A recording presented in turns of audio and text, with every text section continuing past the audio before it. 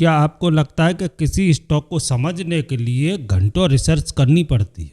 क्या आपको लगता है कि सफल निवेशक दिन भर बैलेंस शीट और चार्ट में डूबे रहती है? अगर मैं आपसे कहूं कि कई बार एक स्टॉक को रिजेक्ट करने के लिए सिर्फ 10 मिनट काफ़ी होती है और कई बार वही 10 मिनट आपको लाखों रुपए की गलती से बचा सकती है। लेकिन रुको, इस वीडियो में मैं आपको कोई जल्दी अमीर बनने का फार्मूला नहीं बताने वाला, बल्कि मैं आपको एक ऐसी 10 मिनट एनालिसिस मेथड बताने वाला हूं जिसका इस्तेमाल करके आप सेकंडों में खराब स्टॉक को बाहर निकाल सकते हो। और वीडियो के अंत में मैं एक ऐसी चीज़ बताऊंगा जो अधिकांश निवेशक कभी समझ ही नहीं पाते। यही कारण है कि वे अच्छे स्टॉक खरीद कर भी पैसा नहीं बना पाते। तो वीडियो को अंत तक जरूर देखिए, क्योंकि हो सकता है कि आपकी अगली निवेश गलती इसी वीडियो से बच जाए। ज़्यादातर नए निवेशक एक बड़ी गलती करते हैं। वे सोचते हैं कि जितनी ज़्यादा जानकारी उतना अच्छा निवेश। सुनने में यह बात बिल्कुल सही लगती है, लेकिन वास्तविकता इससे काफ़ी अलग होती है। जरा एक पल के लिए सोचिए, आप एक नया मोबाइल खरीदने जा रहे हैं। क्या आप मोबाइल खरीदने से पहले उस कंपनी की 500 पन्ने की रिपोर्ट पढ़ेंगे? शायद नहीं। आप कुछ ज़रूरी चीज़ देखेंगे। ब्रांड कितना भरोसेमंद है, बैटरी कितनी अच्छी है, कैमरा कैसा है और उसकी कीमत क्या है। फिर आप अपना फैसला लेते हैं। शेयर बाजार में भी कुछ ऐसा ही होता है, लेकिन यहाँ ज़्यादातर लोग उल्टा काम करते हैं। वे ढेर सारी जानकारी इकट्ठा करती रहती है, रिपोर्ट्स पढ़ते हैं, वीडियो देखते हैं और आंकड़ों में उलझ जाती है। फिर भी उन्हें समझ नहीं आता कि कंपनी अच्छी है या नहीं। सफल निवेशक ऐसा नहीं करते। वे सबसे पहले उन चीज़ों पर ध्यान देते हैं जो वास्तव में महत्वपूर्ण होती है। वे पहले बिजनेस को समझती है, फिर उसके प्रदर्शन को देखती है और उसके बाद ही गहराई में जाती है। यही कारण है कि वे कम समय में बेहतर फैसले ले पाती है। यहीं से शुरू होता है 10 मिनट स्टॉक एनालिसिस मेथड, एक ऐसी सरल प्रक्रिया जो आपको महत्वपूर्ण चीज़ों पर फोकस करना सिखाती है। अब आते हैं सबसे पहले मिनट पर, और इस पूरे मेथड का पहला कदम है बिजनेस को समझना। खुद से सिर्फ एक सवाल पूछिए, यह कंपनी पैसा कमाती कैसी है? सवाल कुछ आसान लग सकता है, लेकिन यही वो सवाल है जिसे ज़्यादातर निवेशक नज़रअंदाज कर देते हैं। हैरानी की बात यह है कि लाखों लोग ऐसे स्टॉक खरीद लेते हैं जिनका बिजनेस मॉडल वे पूरी तरह समझते ही नहीं है। वे किसी और की सलाह पर निवेश कर देते हैं या फिर सिर्फ बढ़ती हुई कीमत देखकर आकर्षित हो जाती है, लेकिन बिना बिजनेस को समझे किया गया निवेश अक्सर अनुमान बन जाता है। इतिहास में इसके कई उदाहरण देखने को मिलती है। सन 2000 के .com बबल के दौरान भी बहुत से लोग ऐसी कंपनियों में पैसा लगा रहे थे जिनका बिजनेस स्पष्ट नहीं था। शुरुआत में सब कुछ शानदार दिखाई दे रहा था, लेकिन जब वास्तविकता सामने आई तो कई कंपनियां टिक नहीं पाई। यही कारण है कि किसी भी कंपनी को देखने का पहला कदम उसका बिजनेस समझना होना चाहिए। अगर 1 मिनट के भीतर आप यह नहीं समझ पा रही है कि कंपनी पैसा कैसे कमाती है, उसके ग्राहक कौन है और वह कौन सी समस्या हल करती है, तो आपको थोड़ा और समय लेकर उसे समझना चाहिए। याद रखिए, जिस बिजनेस को आप आज नहीं समझते उसके भविष्य का सही अनुमान लगाना भी आपके लिए मुश्किल हो सकता है। और समझदारी भरा निवेश हमेशा समझ से शुरू होता है, उत्साह से नहीं। अब आते हैं दूसरे और तीसरे मिनट पर। यहाँ आपको कंपनी की पिछली 5 वर्षों की सेल्स या रेवेन्यू ग्रोथ देखनी है, और यहीं पर एक दिलचस्प बात सामने आती है। ज़्यादातर लोग सबसे पहले प्रॉफिट पर ध्यान देती है, लेकिन कई अनुभवी निवेशक शुरुआत रेवेन्यू से करते हैं। आखिर ऐसा क्यों? क्योंकि किसी कंपनी का प्रॉफिट कई कारणों से ऊपर नीचे हो सकता है। कुछ परिस्थितियों में वह अस्थायी रूप से बेहतर भी दिखाई दे सकता है, लेकिन लगातार बढ़ती हुई सेल्स एक अलग कहानी बताती है।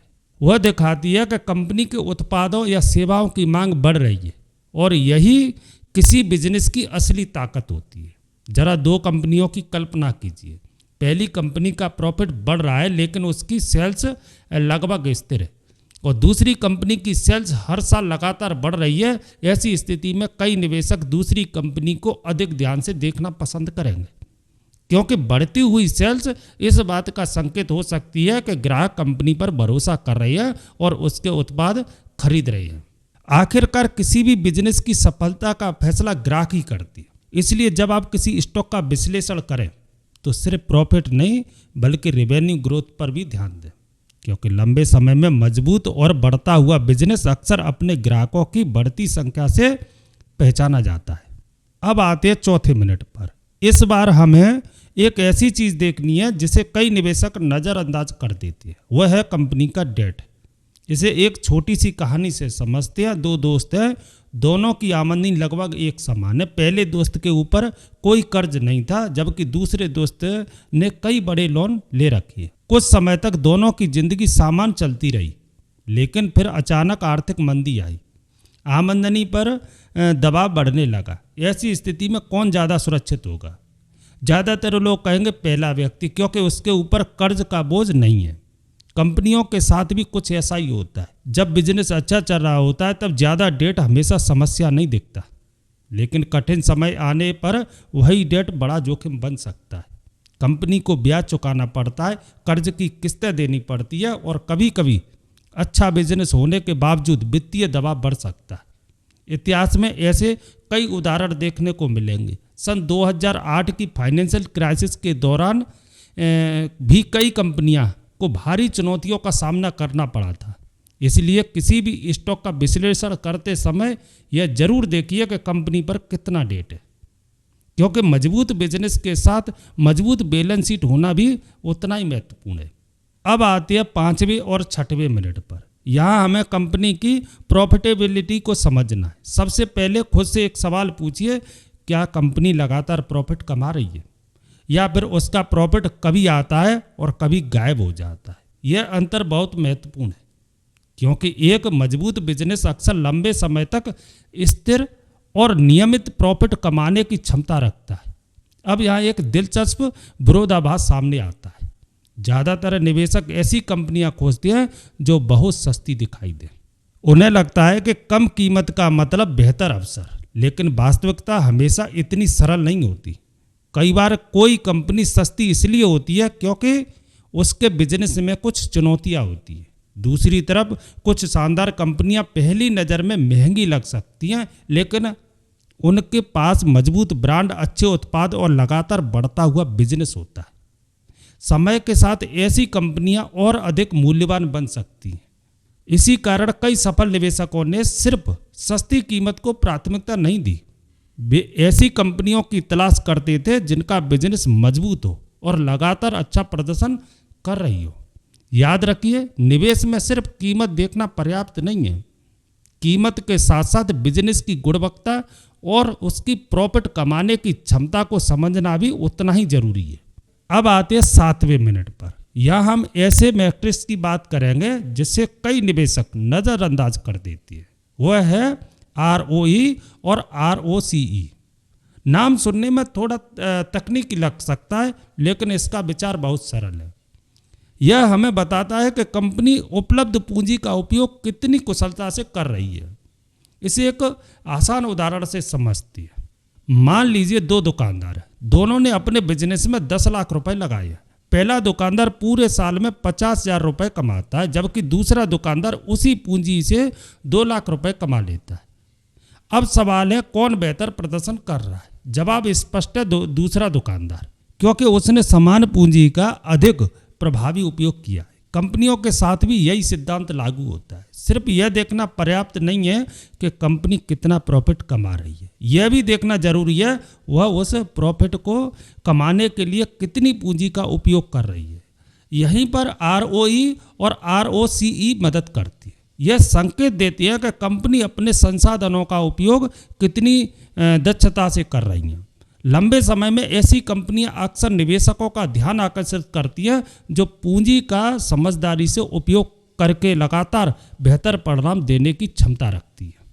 अब आते हैं 8वें मिनट पर, और यह पूरे विश्लेषण के सबसे महत्वपूर्ण हिस्सों में से एक है। खुद से एक सवाल पूछिए, क्या कंपनी के पास कोई मोट है? सरल शब्दों में, क्या उनके पास ऐसा विशेष फायदा है जिसे प्रतियोगी आसानी से कॉपी न कर सके? यही वह चीज़ है जो एक साधारण कंपनी और एक असाधारण कंपनी के बीच अंतर पैदा करती है।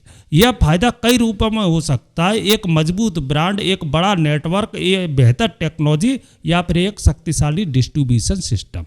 जरा सोचिए, अगर दो कंपनियां एक जैसा उत्पाद बेच रही हों तो ग्राहक एक कंपनी को दूसरे के मुकाबले क्यों चुनेंगे?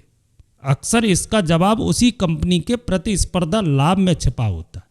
यहीं से उसकी असली ताकत शुरू होती है, क्योंकि बिना मजबूत मोट के आज का सफल बिजनेस कल कठिन प्रतिस्पर्धा का सामना कर सकता है। नई कंपनियां बाजार में आ सकती हैं, ग्राहकों की पसंद बदल सकती है और पूरी स्थिति बदल सकती है। इसलिए सिर्फ अच्छा बिजनेस होना पर्याप्त नहीं है, उसके पास लंबे समय तक टिके रहने की क्षमता होनी चाहिए।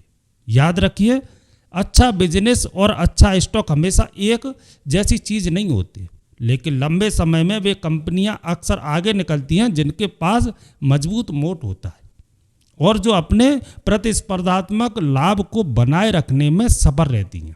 अब आते हैं 9वें मिनट पर। यहाँ हमें एक महत्वपूर्ण बात समझनी है, वैल्यूएशन। मान लीजिए आपने एक शानदार कंपनी खोज ली, उसका बिजनेस मजबूत है, उसकी सेल्स बढ़ रही है, प्रॉफिट भी अच्छा है और उसके पास मजबूत स्पर्धात्मक लाभ भी है। अब सवाल है, क्या ऐसी कंपनी को किसी भी कीमत पर खरीद लेना चाहिए? जवाब है नहीं। यहीं पर बहुत से निवेशक गलती कर बैठते हैं। वे सही कंपनी तो चुन लेते हैं, लेकिन उसे बहुत ऊंची कीमत पर खरीद लेते हैं। इसके बाद वे उम्मीद करते हैं कि उन्हें अच्छे रिटर्न मिलेंगे, लेकिन कई बार ऐसा नहीं होता, क्योंकि निवेश में सिर्फ कंपनी की गुणवत्ता ही महत्वपूर्ण नहीं होती, बल्कि वह कीमत भी महत्वपूर्ण होती है जिस पर आप उसे खरीदते हैं। इसे एक आसान उदाहरण से समझिए। अगर कोई शानदार घर अपनी उचित कीमत पर उपलब्ध हो तो वह एक अच्छा निवेश हो सकता है, लेकिन यदि उसी घर के लिए बहुत अधिक कीमत चुका दी जाए तो भविष्य में अच्छा परिणाम मिलना कठिन हो सकता है। शेयर बाजार में भी यही सिद्धांत लागू होता है। एक बेहतरीन कंपनी भी कमजोर निवेश साबित हो सकती है यदि उसे बहुत महंगे मूल्य पर खरीदा जाए। इसलिए हमेशा कंपनी की गुणवत्ता के साथ साथ उसके वैल्यूएशन पर भी ध्यान दीजिए, क्योंकि अच्छा निवेश केवल अच्छी कंपनी चुनने से नहीं बल्कि सही कीमत पर खरीदने से बनता है। अब हम इस मेथड के अंतिम मिनट पर पहुंच चुके हैं और यहाँ आपको किसी रिपोर्ट या आंकड़ों को नहीं देखना, सिर्फ खुद से एक सवाल पूछना है, क्या मैं इस कंपनी का मालिक बनना चाहूँगा अगर अगले 5 साल तक स्टॉक मार्केट बंद हो जाए? पहली नज़र में यह सवाल थोड़ा अजीब लग सकता है, लेकिन इसका जवाब आपकी सोच को पूरी तरह बदल सकता है, क्योंकि जब आप यह सवाल पूछते हैं तो आपका ध्यान शेयर की रोजाना कीमतों से हटकर बिजनेस की वास्तविक गुणवत्ता पर चला जाता है। अब यह नहीं सोचते कि स्टॉक अगले हफ्ते ऊपर जाएगा या नीचे। आप यह सोचने लगती हैं, क्या यह कंपनी आने वाले वर्षों में मजबूत रह सकती है? क्या इसका बिजनेस टिकाऊ है? क्या इसके उत्पादों या सेवाओं की मांग बनी रह सकती है? क्या इसका प्रबंधन सही दिशा में काम कर रहा है? यही वो सोच है जो निवेश और ट्रेडर्स के बीच अंतर पैदा करती है। ट्रेडर्स अक्सर कीमतों पर ध्यान देता है, जबकि निवेशक बिजनेस पर ध्यान देता है। लंबे समय में सफल निवेशक वही होता है जो खुद को शेयर खरीदने वाला व्यक्ति नहीं बल्कि एक बिजनेस का आंशिक मालिक मानकर निर्णय लेता है। और कई बार एक सही सवाल दर्जनों वित्तीय आंकड़ों से अधिक मूल्यवान साबित हो सकता है। लेकिन अब आते हैं इस पूरे वीडियो की सबसे महत्वपूर्ण बात पर, और शायद यही वो बात है जिसे अधिकांश लोग समझ नहीं पाते। 10 मिनट स्टॉक एनालिसिस मेथड का असली उद्देश्य हर शानदार स्टॉक को ढूंढना नहीं। रुकिए और इस बात पर ध्यान दीजिए, इस मेथड का वास्तविक उद्देश्य कमजोर और अनुपयुक्त स्टॉक को जल्दी पहचान कर सूची से बाहर निकालना। कई लोग मानते हैं कि सफल निवेशक हमेशा सही निर्णय लेते हैं, लेकिन वास्तविकता कुछ अलग है। सफल निवेशक भी गलतियां करती है, फर्क सिर्फ इतना होता है कि वे बड़ी गलतियों से बचने की कोशिश करती है। कल्पना कीजिए कि आपके सामने 100 स्टॉक है। अगर आप उनमें से 90 स्टॉक को शुरुआत विश्लेषण में ही बाहर कर दें तो आपके पास बचे हुए कुछ विकल्पों को गहराई से समझने का समय होगा। यहीं से बेहतर निर्णय लेने की संभावना बढ़ती है। याद रखिए, स्टॉक मार्केट में सफलता का मतलब हर अवसर को पकड़ना नहीं। कई बार सफलता का मतलब उन अवसरों से दूर रहना होता है जो आपके लिए उपयुक्त नहीं है। लंबे समय में आपकी वित्तीय प्रगति केवल सही फैसलों से नहीं बल्कि अनावश्यक गलतियों से बचने की क्षमता से भी बनती है। अगर आपको यह वीडियो उपयोगी लगा हो तो लाइक करें, चैनल को सब्सक्राइब करें और कमेंट में बताएं किसी स्टॉक को देखने पर आप सबसे पहले क्या चेक करते हैं। अगली वीडियो में फिर मुलाकात होगी, तब तक के लिए जय हिंद।